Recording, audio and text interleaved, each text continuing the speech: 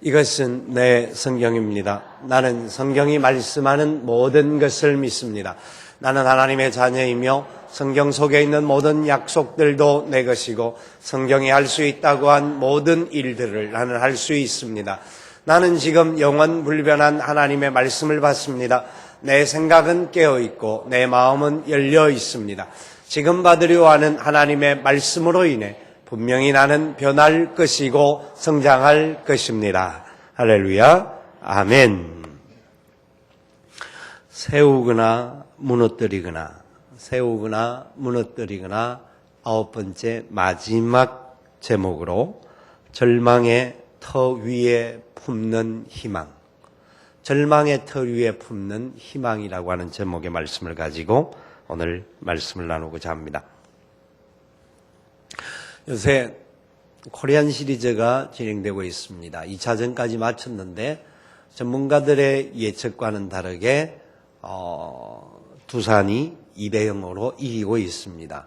그 두 번째 이기는 날 13회 연장까지 가서 그것도 한국에서 가장 아니 뭐 어디에 내놔도 빠지지 않는 소방수라고 하는 투수가 던지는 공을 홈런을 쳐서 그 다음에 두산이 이기게 되는 그런 역사를 아는 사람들은 아마 두산 팬들은 좋아서 어쩔 줄을 모르는 그런 모습들을 보게 됩니다.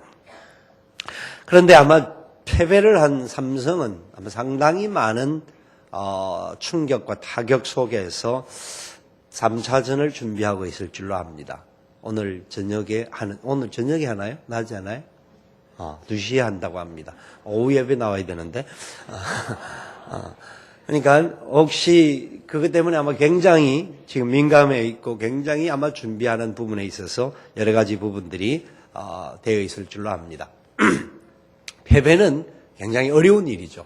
그 패배를 극복한다라는 것은 또 이런 몇 번의 과정이 있으면 또 새롭게 일어날 수 있지만 완전히 녹다운 당하는 패배는 참 사람들이 말하기 어려울 정도의 고통들이 따라옵니다. 스포츠 역사상 끔찍한 패배가 여럿이 있는데 어떤 것도 1916년에 있었던 컴블랜드 대학이라고 하는 미국에 있는 대학이 그 동일에 있는 조지아 대학과의 아메리칸 풋볼이 있었습니다. 그 풋볼 결과가 어떠냐면 222대 0이었다고 합니다. 이 패배의 충격은 그 어떤 사람도 말할 수 없는 끔찍한 충격이었고 그 대학생들은 진짜 이거 뭐라고 표현할 수 없는 참담함을 느꼈다라고 하는 것들을 기록으로 볼 수가 있습니다. 참 사람이 살아가다가 보면 만날 수 있는 많은 충격과 패배들, 어려움들, 고난들, 위기들이 있습니다. 그것들이 주는 엄청난 충격들이 우리에게는 과연 어떤 영향력이 있을 것인가? 사람들은 충격을 받으면 갑자기 심장에 문제가 생기게 되고 머리가 갑자기 하얘지기도 하고 있던 머리가 빠지기도 하고 굉장한 위기 속에 빠지게 됩니다. 오늘 기록되어 있는 이 본문의 말씀은 세상의 그 어떤 것과도 말할 수 없는 가장 큰 충격 중의 충격입니다. 그 어떤 소망도 찾을 수 없는 나라가 패망하는 그런 어려움이 이스라엘에 일어난 사건입니다. 나라의 마지막에 대해서 이미 예언되어졌던 대로 가게 되고 그 결과 따라 지금 나라가 바벨론으로 포로로 잡혀가고 그 모든 상황에서 모든 것이 끝나는 내용이 오늘 본문의 이야기입니다. 이 본문이 우리에게 주는 의미가 무엇이겠는가? 또 우리는 이 말씀을 통하여서 우리의 삶에 어떤 하나님의 역사를 발견할 것인가? 굉장히 중요한 부분임을 아셔야 합니다. 하나님께서는요, 하나님의 사랑하는 백성들이 회개하고 하나님의 뜻 가운데 새롭게 씻음을 받고 돌아오기를 원하시는 분이시고요. 하나님의 백성들을 사용하셔서 이 땅에서 가장 영광스러운 모습으로 하나님의 은혜를 이 땅에 선포하며 살아갈 수 있도록 우리를 세워주시기를 원하시는 우리 아버지시거든요. 그런데 지금 가장 사랑했던 그 나라, 하나님의 백성이었던 그 유다가 패망하는 자리로 가고 있다는 겁니다. 마지막 항복하고 바벨론으로 잡혀가고 나라는 이제 가장 수치스러운 부분으로 걸어가는 모습입니다. 이것이 우리에게 무엇을 말씀할까요? 오늘 본문에 등장하는 이 마지막 사건에는 우리가 지난주에 살펴보았던 요시야 왕을 이어서 4명의 왕이 마지막 등장합니다. 이 4명의 왕은 얼마 동안 왕노를 하지 못하고 모두 다가 위기 속에 빠지는 왕이 되어집니다. 그 4명의 왕이 누구냐면 여호아하스, 여호야김, 여호야긴, 시드기야라고 하는 왕인데 이 4명의 왕들의 공통점이 있었습니다. 공통점이 있는데 크게 2가지로 볼 수 있는데 한 가지는 철저하게 이들은 애굽을 의지한 왕들이었습니다. 애굽을 의지하였다. 애굽을 의지하였다. 여호아스는 3달 동안 나라를 다스렸음에도 불구하고 애굽을 의지하다가 결국 애굽 왕 바로 느고에 의하여서 폐위를 당하고 그 다음에 그의 여호아스의 다른 아들이자 여호아스의 이복 동생이었던 여호야김이 왕이 되어집니다. 이 여호야김이 왕이 되고 난 다음에도 이 애굽과의 관계는 조공을 바치는 그런 관계였습니다. 상당히 애굽에 있어서 의지를 하면서 애굽에게 조공을 바치고 애굽에게 도움의 손길을 펴는 그런 역사가 계속되어졌습니다. 애굽을 의지하고 있으니까 그 당시 신흥 세력이었던 바벨론이 일어나서 애굽을 치기 위해 가는 중에 먼저 이스라엘을 칩니다. 유다 나라를 치게 되고 그때의 1차 침공 때 와서 다니엘과 그의 세 친구 사드락과 메삭과 아벳노고가 바벨론으로 잡혀가는 사건이 생기기도 합니다. 이게 여호야김 때입니다. 그리고 난 다음에 왕이 된 사람이 여호야긴인데 그가 18살의 왕이 되었고 18살의 왕이 되어서 3달 나라를 다스리다가 잡혀갑니다. 3달 다스리다가 잡혀갑니다. 이 오늘 본문의 마지막 부분이 바로 이 여호야긴의 이야기예요. 여호야긴의 이야기. 그리고 시드기야도 역시 왕이 되었는데 이제 여호야긴이 잡혀가고 난 다음에 분봉왕을 세우듯이 왕을 세워서 결국 이 사람들도 다 애굽을 의지하는, 애굽이 도움이다. 애굽이 힘이다. 그 당시 그래도 세계 열국의 하나였고 모든 나라를 다스리고 힘이 있었던 나라였기 때문에 우리와의 관계가 그동안 좋았으니까 우리가 애굽을 의지하자 하는 것이 그들에게는 철저한 원칙과 같이 되어 있었던 상황이었습니다. 하나님께서는 인간의 힘을 의지하고 무엇보다 애굽을 의지하는 것을 계속 경고하셨습니다.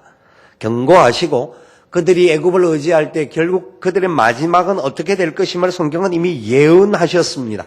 이사야 31장 1절은 이렇게 말씀합니다. 도움을 구하러 애굽으로 내려가는 자들은 화 있을진저.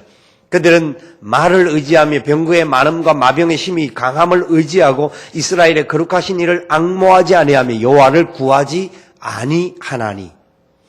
애굽을 의지하고 그들의 말과 병거를 의지하는 자들은 결국은 망하게 될 것이다. 하나님이 이미 예언하셨습니다. 돌아오라는 겁니다. 철저하게 하나님 앞으로 돌아와서 새로운 출발을 가져가야 한다라고 애굽을 의지하는 그들을 향해 계속해서 이야기를 했습니다.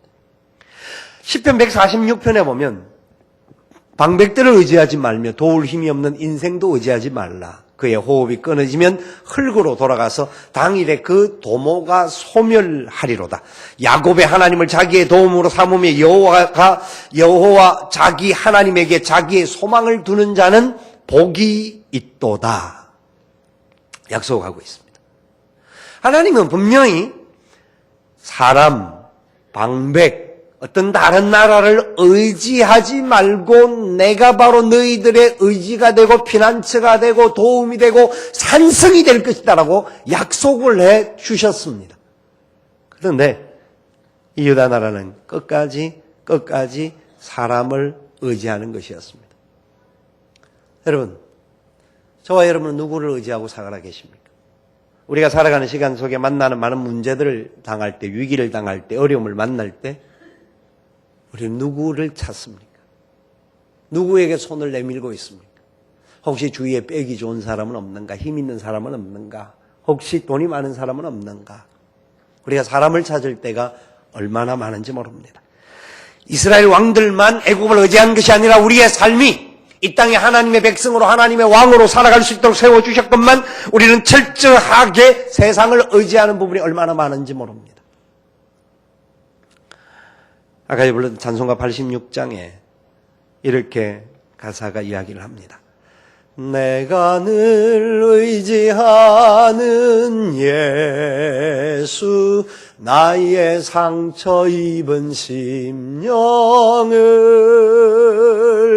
불쌍하게 여기사 위로하여 주시니 미쁘신 나의 좋은 친구, 내가 의지하는 예수, 나의 사모하는 친구, 나의 기도 들으사 응답하여 주시니 미쁘신 나의 좋은 친구. 아멘. 여러분은 누구를 의지하고 계십니까? 나의 상처, 나의 눈물, 나의 고통, 나의 모든 걸 아시는 나의 친구 되시고 나의 힘이 되시는 그분, 우리가 의지해야 될 우리의 친구시며 우리의 하나님이십니다. 선왕들의 두 번째 잘못이 있다고 한다면 그것은 계속되는 잘못을 반복했다라는 겁니다. 왕들이 선왕이 잘못하는 것을 본받고 새롭게 변화되어야 되는데 그 잘못인 것을 하나님의 사자들이 계속하여 메시지를 던졌건만 그들은 그 길을 쫓아가며 그 길에 계속하여 잘못을 저질렀습니다. 열왕기의 마지막 기록은요, 23장, 24장에 그들의 잘못에 대한 네 왕에 대한 이야기를 이렇게 기록하고 있습니다. 23장 32절 말씀해 보니까 여호아하스에 대한 이야기를 설명하는데 이렇게 말하죠. 같이 읽어봅시다. 여호아하스가 그의 조상들의 모든 행위대로 여호와 보시기에 악을 행하였더니, 여호아스의 아들이었습니다. 그들은 여호와 보시기에 악을 행했다고 말합니다. 그 다음에 왕이 된 사람이 여호야김인데요. 그 여호야김에 대한 평가가 23장 37절에 나와요. 읽어볼까요? 여호야김이 그의 조상들이 행한 모든 일을 따라서 여호와 보시기에 악을 행하였더라. 여호야김 다음에 왕이 된 사람이 여호야김이에요. 여호야김인데 이 여호야김에 대한 평가가 24장 7절에 나옵니다. 24장 9절에 나오는데 동일합니다. 읽어볼까요? 여호야김이 그의 아버지의 모든 행위를 따라서 여호와께서 보시기에 악을 행하였더라. 악을 행하였더라. 이스라엘의 유다 나라의 마지막 왕 시드기야, 그의 내용을 24장 19절은 이렇게 이야기합니다. 그가 여호야김의 모든 행위를 따라 여호와 보시기에 악을 행하더라. 악을 행하더라. 이스라엘 왕들의 모습은 계속하여 악을 행하는 일이었습니다. 악을 행하는 일이었습니다. 여러분, 하나님은요, 하나님의 백성들을 영광스럽게 세우기를 원하고 하나님의 이름이 온 땅에서 높아지기를 원하시고 모든 사람들이 하나님을 바로 믿기를 원하고 계셔요. 그런데 하나님은 어떤 경우에는 당신의 이름이 땅에 떨어지고 당신의 계획과 섭리가 당장은 사라지는 듯하게 보이는 그런 안타까운 역사를 허락하시면서조차도 하나님은 새로운 길을 열기를 원하실 때가 있습니다. 이상하지 않습니까? 그 당시 이스라엘 백성들의 패망은 당시 문화나 사회적인 현상으로서는 이런 현상입니다. 나라끼리 싸우다가 A라는 나라가 이기고 B라는 나라가 졌습니다. 그러면 A나라 신이 힘이 세어서 B나라를 신을 이겼다라는 내용이었습니다. 지금 유다와 바벨론과의 싸움은 국력은 바벨론이 셀지를 모르지만 바벨론에 섬기는 금신상 많은 우상들이 있는데 그 우상이 여호와 하나님을 이겼다라는 표현이 유다의 마지막 패망의 표현입니다. 여러분, 하나님이 만군의 왕이시고 만왕의 왕이시고 천지만물의 주인이신 하나님이 당신이 패배한 것과 같이 보여지는 그런 결과를 초래할지라도 하나님의 백성들을 새롭게 하기를 원하셨다라는 겁니다. 패망의 자리로 내어주면서까지 하나님은 하나님의 역사를 세워가기를 원하셨던 안타까운 마음이 있었습니다. 왜냐하면 유일하신 하나님 그분만이 높임을 받아야 하는데 계속하여 바벨론을 애굽을 의지하고 도울 바 없는 세상 것들을 의지하면서 그곳에 새로운 소망을 두고 있던 이스라엘. 더더욱 열왕기하 24장 3절 4절 말씀에 그들의 마지막 일에 대한 결론을 이렇게 하나님 말씀을 하고 있어요. 같이 읽어볼까요? 이 일이 유다에 임함은 곧 여호와의 말씀대로 그들을 자기 앞에서 물리치고자 하심이니 이는 므낫세에 지은 모든 죄 때문이며 또 그가 무죄한 자의 피를 흘려 그의 피가 예루살렘에 가득하게 하였습니다. 여호와께서 사시기를 즐겨하지 아니하시느니라. 므낫세가 55년의 왕을 하였는데 49년 동안 악 중에 가장 많은 악을 저질렀습니다. 7년의 시간 동안 회개하고 새롭게 회복하기 위해서 많이 발버둥을 쳤습니다마는 그러나 그동안 저질렀던 수많은 죄악들을 다 담을 수가 없었습니다. 영향력이 너무 악하게 흘러가 있었습니다. 그 결과 이스라엘은 그 악한 영향력에 사람들은 보기에 좋은 곳, 넓은 길, 모든 사람이 가는 길에 가고 싶은 마음들이 있는 거예요. 좁은 길, 힘든 길이 아니라 이거는 일반적으로 다른 사람도 다 하는데 나도 그 길로 가고 싶은 것이 일반적인 사람의 모습이듯이 이스라엘, 유다의 모든 열조들이 그 길을 쫓아간 거예요. 그 길을. 므낫세가 저질렀던 무고한 자의 피를 흘리며 수없는 악을 저질렀던 예루살렘의 죄악이 가득하게 만들었던 그것이 결국은 이 땅의 마지막 심판의 역사. 므낫세는 회개하여서 개인적으로는 구원을 받았습니다. 그러나 그가 흘렸던 영향력이 잘못된 영향력이 그 땅에 흘러갔다라는 겁니다. 여러분, 하나님은요 천지만물의 주인이시잖아요. 우리가 쉽게 말할 때 우리가 많이 기도하면서 또 성경에서 말하는 대로 그렇게 고백을 하지 않습니까? 하나님은 생사화복을 주장하십니다. 우리 하나님께서 생사화복을 주장하시는 천지 만물의 주인이십니다. 하나님 맞습니다. 분명합니다. 그런데 그 하나님께서 이름이 오욕을 당하는 느낌을 받는 상황이 될지라도 그 땅을 패망의 자리로 보내고 말았습니다. 세상의 하늘에 공중에 새 한 마리가 떨어지는 것도 하나님 허락하심이 없이는 되어지지 않는 것이었습니다. 이스라엘의 모든 역사가 지금 죄악의 길에서 마지막 다시 씻어져야 할 시간이 필요했던 것은 하나님의 허락하심이셨습니다.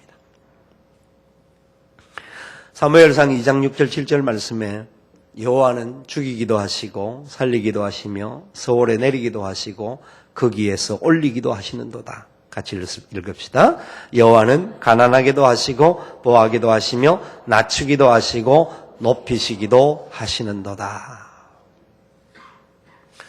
우리가 살고 있는 세상을 보면 힘 있는 자가 이긴다. 그리고 많은 부분의 지식이나 많은 부분에 뭐든지 많으면 뭐든지 힘이 있으면 이긴다라고 하는 것이 기본적인 겁니다. 그래서 사람들은 힘 있는 사람들 앞에 머리를 조아리고 권력가 앞에 또 다시 한번 새로운 기회를 얻고자 손을 비빌 때가 있습니다. 우리가 걸어가는 세상의 이치는 힘의 논리가 모든 것을 지배하는 것과 같이 보여집니다. 그래서 사람들은 힘을 가지기 위해서 그게 돈이든지 명예든지 권세든지 어떤 거든지 가지려고 발버둥 치는 상황이죠. 그러나 하나님 앞에서 우리가 냉정히 깨달아야 할 것이 있습니다. 세상은 힘의 논리로 돌아가는 것이 아니라 하나님의 은혜로 돌아가는 겁니다. 하나님의 섭리가 이 땅에 이루어지고 있는 겁니다. 하나님의 보호하심이 있을 때 끝까지 지킴을 당하고 보호함을 당하는데 하나님이 잠시 동안이라도 내버려두면 그들은 세상에 고초와 눈물의 자리에 들어갈 수밖에 없습니다. 하나님은 복을 화로도 바꾸실 수 있는 분이시고 화를 복으로도 바꾸시는 분이십니다. 하나님의 백성들이 그런 고통의 자리에 들어가서 철저하게 낮아져서 하나님을 바라볼 수 있는 은혜와 기회를 주시는 분이십니다. 찬송가 310장 찬송에 우리가 너무나 잘 아는 찬송이 있습니다. 하나님의 은혜로 있을 데 없는 자 왜 구속하여 주는지 난 알 수 없도다. 내가 믿고 또 의지함은 내 모든 형편 아시는 주님 늘 보호해 주실 것을 나는 확실히 아네. 그렇습니다. 내 모든 형편을 아시는 주님이십니다. 참으로 내 형편과 처지와 사정을 아시는 주님께서 왜 구속하여 주는지 우리는 알 수 없을 정도로 하나님 우리를 사랑하시고 인도하기를 원하십니다. 여러분,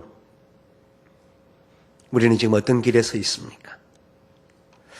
오늘 본문은 하나님께서 이 유다 나라에 주는 마지막 소망입니다.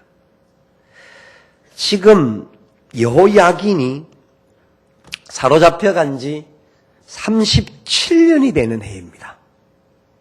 여호야긴이 사로잡혀간 37년, 3달 왕을 하고 잡혀가서 37년을 옥살이했습니다. 끔찍한 역사죠. 37년 동안 일본의 압제를 받은 것만도 끔찍한데 37년 동안 옥살이를 한 왕입니다. 그래도 한 나라의 왕이었습니다. 그의 역사를 오늘 본문은 마지막 부분을 기록하면서 하나님의 소망이 있다라는 겁니다. 하나님의 소망이 이 말씀 속에 우리에게 주어지고 있는 거예요.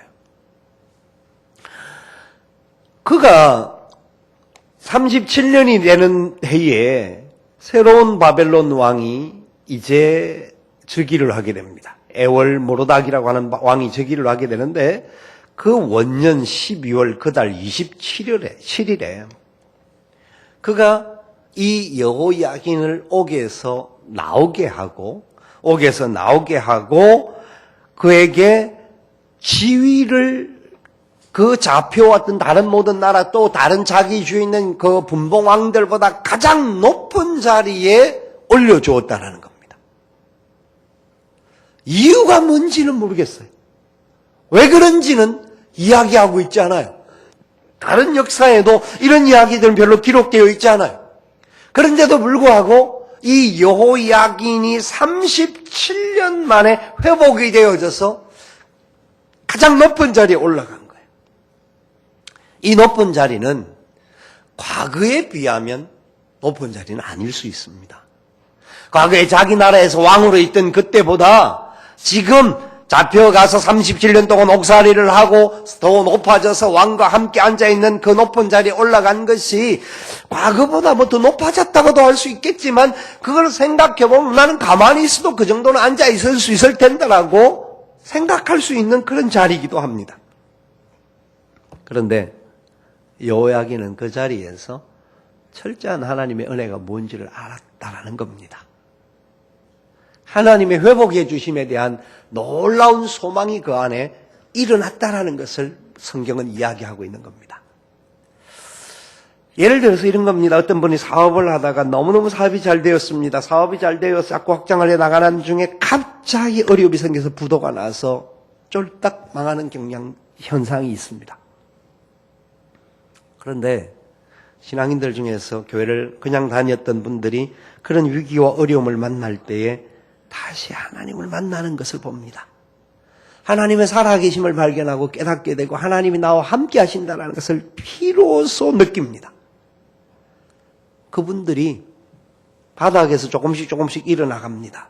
그런데 이분들의 삶의 자리는 마음의 감사와 살아가는 삶의 모든 그 반경의 은혜의 역사는 과거의 사장으로 돈을 잘 벌 때보다 훨씬 더 풍성하다는 겁니다. 그것이 하나님의 은혜죠. 하나님을 발견하는 사람이 하나님의 은혜가 뭔지를 깨닫는 사람이 느끼는 누리는 복입니다. 이 여호야긴이 37년 만에 바벨론 궁전에서 높임을 받고 다른 모든 왕의 지위보다 높아지고 29절에 보면 제수의 의복을 벗게 되고 일평생 항상 왕의 앞에서 양식을 먹게 하였고, 다른 말로 왕과 함께 밥을 먹었다라는 겁니다. 평생 왕과 함께 대접을 받았다라는 겁니다. 무슨 이유인지는 몰라요. 왜 이렇게 된지는, 왜 다른 나라 왕들은 그냥 있는데 이 여호야긴은 이렇게 높여졌을까? 그리고 30절에 보십시오. 그가 쓸 것은 날마다 왕에게서 받는 양이 있어서 종신토록 끊이지 아니하였더라. 쓸 것을 날마다 왕에게 받았다라는 겁니다. 그래서 종신토록 그에 쓸 것이 끊어지지 않았다라는 거예요. 저는 열왕기와 25장 마지막 이 30절 말씀이 하나님 우리에게 주는 가장 놀라운 메시지라고 생각합니다. 여호야긴의 삶은 하나님의 백성들을 향하신 하나님 놀라운 메시지입니다. 여호야긴의 마지막 결론, 이스라엘 유다 나라의 마지막 결론은 하나님의 은혜의 역사라는 것을 우리에게 말씀합니다. 사무엘하 7장 14절 15절 말씀에 보면 하나님께서 다윗의 후손들과 약속한 게 있습니다. 다윗의 후손들과 약속을 하여서 그들에게 혹시 잘못이 있으면 하나님이 징계는 한다고 말씀을 하셨습니다. 매를 때리기는 하십니다. 왜? 돌아오게 하기 위해서. 그런데 망하게는 하지 않겠다고 약속하셨습니다. 완전히 패망하고 세상에서 사라지고 모든 부분에 존재가 없어지지 않도록 하나님이 지켜주시겠다라고 약속하셨습니다. 이스라엘 백성들이 광야에서 가나안 땅을 향해 걸어갈 때에 어떤 제약의 역사가 있다 할지라도 회개하고 하나님을 바라볼 때에 하나님 그들을 회복시키셔서 마침내 소원의 항구인 가나안에 들어가게 하시겠다라고 약속하셨습니다. 하나님의 약속은 분명히 계속되어졌습니다. 신약에 와서도 계속해서 하나님은 그 부분을 우리에게 말씀하고 있습니다. 여러분, 하나님이 이 이스라엘 유다가 비록 망하게 되었지만 그들을 향하신 하나님의 은혜의 역사는 끊어지지 않았다라는 거예요. 이유가 없습니다. 어떤 상황인지도 모릅니다. 그런데 분명한 것은 여호야긴은 37년 동안 옥살이를 하는 중에 철저하게 낮아졌을 겁니다. 내 힘, 내 능력, 내가 의지하던 애굽이 아니라 도우실 분은 하나님밖에 없습니다. 말씀이 생각이 났을 거로 확신합니다. 여호야긴에게는 37년 동안 감옥살이의 고통이 있었기에 내일에 대한 소망도 없었습니다. 오늘 하루가 고통의 날이었습니다. 새로운 하루가 다가오면 또 그 날이 고통의 하루였습니다. 그러기에 하나님께서 그 하루하루에 필요한 것을 채워주심에 대한 새로운 응답으로 답을 주시는 겁니다. 여러분, 내일 무슨 일이 있으십니까? 이번 주간에 어떤 계획이 있습니까? 연말까지 여러분들이 지금 해야 할 숙제가 무엇이십니까? 어떤 일들이 있을 수 있습니다. 예, 어떤 일들을 우리가 계획하고 준비할 수는 있습니다. 해야 할지도 모릅니다. 해야 하죠. 그런데 염려하고 계시지 않습니까? 그 문제 때문에 염려하고 두려워하고 불안하고 초조하고 어떻게 될 줄 몰라서 어쩔 줄 모르는 그런 상황이 있지 않습니까? 주님은 말씀하시죠. 내일 일 염려하지 마라. 내일 일 염려하지 마라. 사실 우리가 내일 살 수 있을지도 모르는 존재들입니다. 아직 젊었으니까 조금 더 살 수 있고 나는 우리나라가 100세 시대를 가니까 그 정도까지는 살 수 있을 거야. 예. 그러나 인생의 길을 내일 일을 누가 알 수 있습니까? 그런데 우리는 내일 걸 미리 가불하여서 염려하는 삶을 삽니다. 두려워하고 불안합니다. 하나님은 반드시 내일 쓸 것은 내일 채워주시겠다고 약속하셨습니다. 오늘 우리에게 있는 것을 족한 줄 알라고 말씀하셨습니다. 여러분, 바벨론을 포로로 잡혀갔던 이 유다나라 마지막이 하나님의 회복의 역사가 일어나는데 이제 바벨론이 약간 기울어가는 중에 스룹바벨에 의하여서 포로가 귀환하는 역사가 일어납니다. 스룹바벨이 누구냐 하면 요야긴의 손자입니다. 하나님께서 이스라엘에게 반드시 회복의 역사를 계획하고 계셨다라는 겁니다. 하나님의 은혜가 이스라엘 유다 나라의 하나님의 뜻 안에서 겸비해지고 그들의 교만함을 내려뜨리고 모든 악을 이제 바벨론은 잡혀갔으니까 그 나라에 귀신을 섬긴 사람도 있긴 있겠지만 더 이상 섬길 수 없는 그런 상황이 되어졌습니다. 레위기 24장, 25장을 들춰보면 하나님께서 그 땅을 쉬게 하면서 그 땅을 회복시키는 역사까지를 예비하고 계시는 말씀입니다. 하나님의 은혜의 계획이죠. 우리는 오늘 현재를 바라보면서 당장 우리에게 도움이 될 만한 사람들에게 손을 내밀기를 바라고 그런 문제들이 우리 앞에 펼쳐지기를 기대하면서 얼마나 많이 좌절하고 낭망 중에 살아가고 있습니까? 하나님 살아계십니다. 하나님 지금도 우리를 바라보고 계시고 우리의 피난처가 되십니다. 저는 이 말씀을 준비하면서 계속 찬송이 생각이 났습니다. 몇 가지 찬송, 앞에 불렀던 두 가지 찬송과 또 이 찬송이 마지막 부분에 정리를 하는 중에 생각이 났습니다. 날마다 숨쉬는 순간마다 내 앞에 어려운 일 보내 주님 앞에 이 몸을 맡길 때 슬픔 없네 두려움 없네 주님의 그 자비로운 손길 항상 좋은 것 주시도다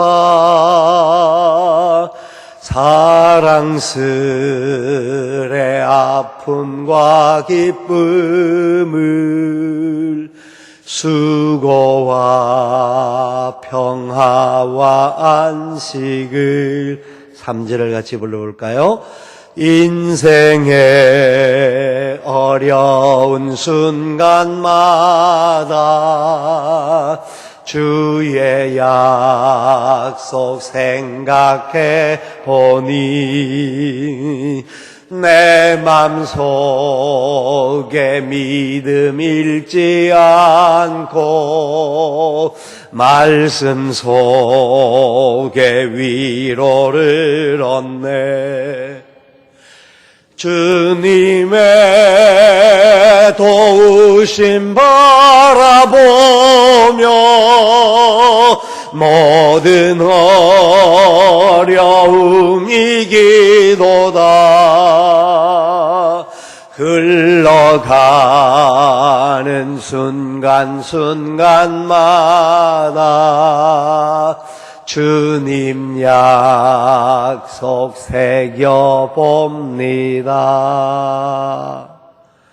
아멘. 하나님은 살아계십니다. 하나님 우리 안고 일어섬을 아시고요. 우리 머리털까지 세신 바 되시고 우리의 생각도 아시는 분이십니다. 사람을 의지하고 세상을 의지할 때 실망하고 좌절하고 낙담하기 쉽습니다. 하나님은 도울 사람을 붙여주시기는 합니다. 그러나 우리가 의지할 사람은 아닙니다. 우리가 함께 걸어가야 할 사람들로 하나님은 사람들을 사용하시기도 합니다. 하나님은 다른 어떤 열국들과 여러 힘들을 사용하시기도 합니다. 그러나 우리가 의지하고 믿고 붙잡아야 할 분은 오직 살아계신 우리 하나님 아버지이십니다. 그 하나님이 우리를 아십니다. 그 하나님 손에 붙들리며 걸어가야 합니다. 지난 10개월을 어떻게 살아오셨습니까? 10개월의 마지막 지나가는 시간 속에 우리는 남은 2달을 어떻게 살기를 소망하고 계십니까? 지난 10개월의 시간 걸쳐서 비전센터를 건축하는 일이 진행되어져 왔습니다. 너무나 큰 은혜였습니다. 하나님의 사랑이었습니다. 순간순간마다 하나님 도와주셨고 인도해 주셔서 이제 마지막 완공되기 직전이고 준공검사를 지금 들어가 있는 중에 있습니다. 너무나 큰 은혜죠. 우리의 힘이 아니라 우리의 능력이 아니라 하나님의 은혜요 하나님의 사랑이었습니다.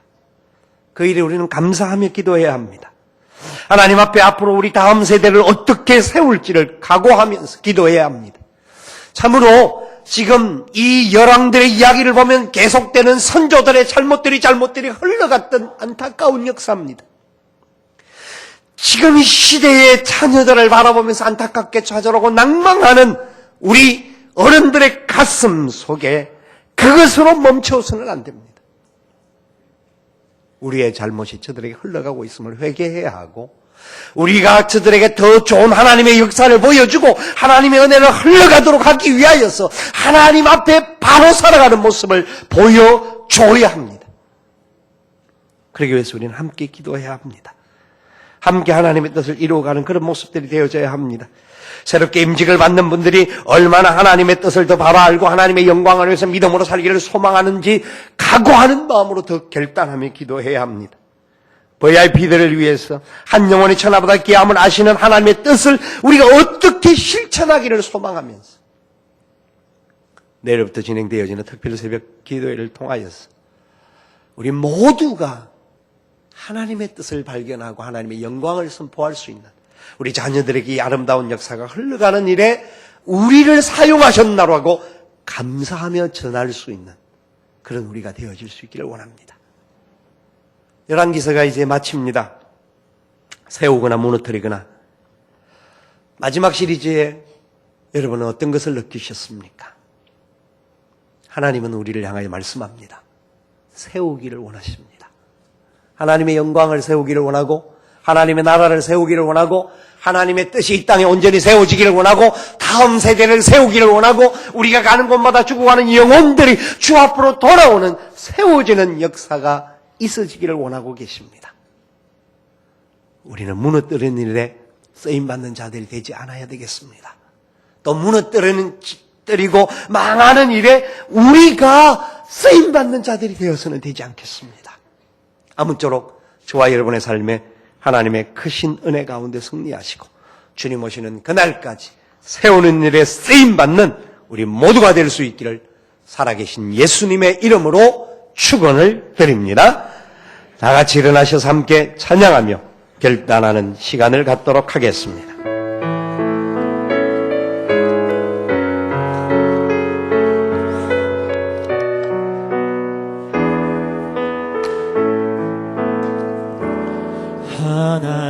하나님의 사랑을 사모하는 자 하나님의 평안을 바라보는 자 너의 모든 것 창조하신 우리 주님이 너를 얼마나 사랑하시는지 하나님께 찬양과 경배하는 자 하나님의 선하심을 닮아가는 자 너의 모든 것 창조하신 우리 주님이 너를 자녀 삼으셨네. 하나님 사랑의 눈으로 너를 어느 때나 바라보시고 하나님 인자한 귀로서 언제나 너에게 기울이시니 어두움에 밝은 빛을 비춰주시고 너의 작은 신음에도 응답하시니 너는 어느 곳에 있든지 주를 향하고 주만 바라볼지라. 하나님 사랑의 눈으로 너를 어느 때나 바라보시고 하나님 인자한 귀로서 언제나 너에게 기울이시니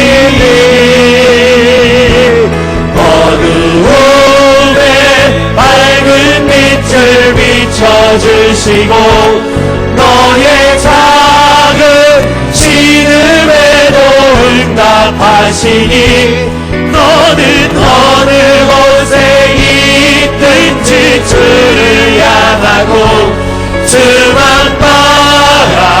바라볼지라. 주만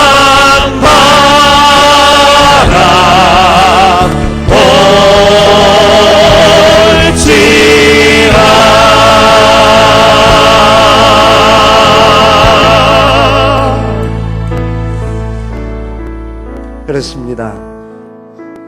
우리가 의지하고 바라볼 분은 우리 하나님이십니다. 여러분, 하나님은 우리를 아십니다. 하나님은 우리가 더 영광스러운 하나님의 자녀로 세워지기를 원하고 계십니다. 혹시 지금 고통과 어려움과 좌절과 낭망 속에 있습니까? 하나님 앞에 새롭게 일어설 수 있는 기회인 줄 아시기를 바랍니다. 더 그분을 의지할 기회임을 아시고 주님 안에서 믿음으로 소망 중에 승리하십시다. 우리의 자녀들에게 하나님의 영광이 흘러갈 수 있도록 하나님 우리를 사용하여 주옵소서. VIP들 또 우리가 또 하나님의 영광을 위해 다음 세대를 바로 세우는 일에 하나님 쓰임받게 하여 주시옵소서. 같은 마음으로 결단하며 기도하겠습니다. 아버지 하나님